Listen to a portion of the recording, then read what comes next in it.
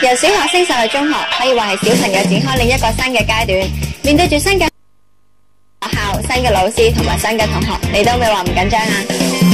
我叫羅綺怡啊，聽日我就會升上我第一志願嘅中學啦，好開心啦，因為我知道我讀到呢間中學咧，我都即刻通知我媽咪啦，我媽咪都好開心。升上中學，我仲有一啲好朋友同我一齊讀啦，同埋同佢哋一齊，我都會好開心。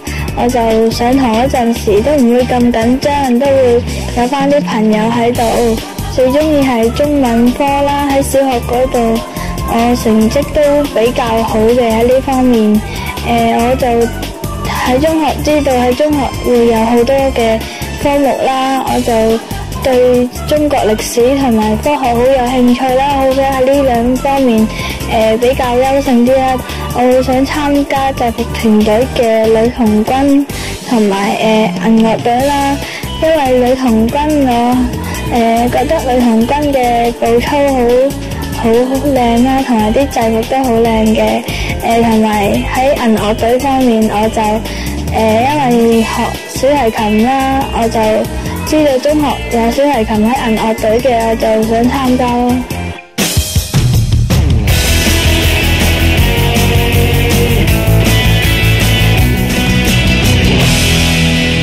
歡迎大家翻嚟開學啦！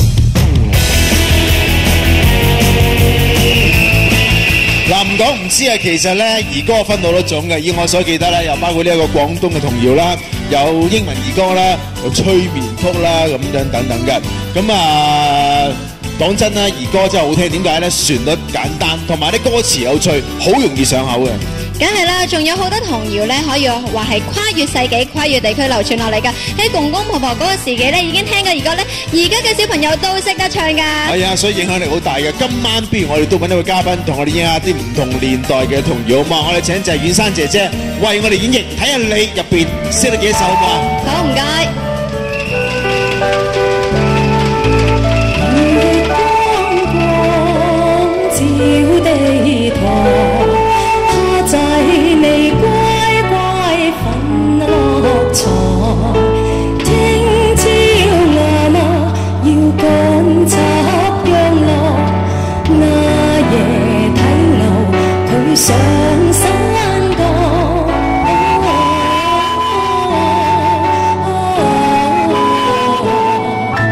蝦仔你快高長大咯。睇牛羊，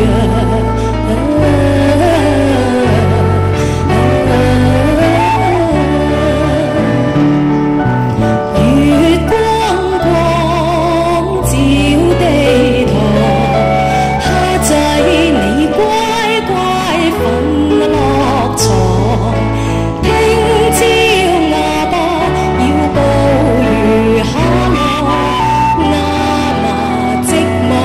要織到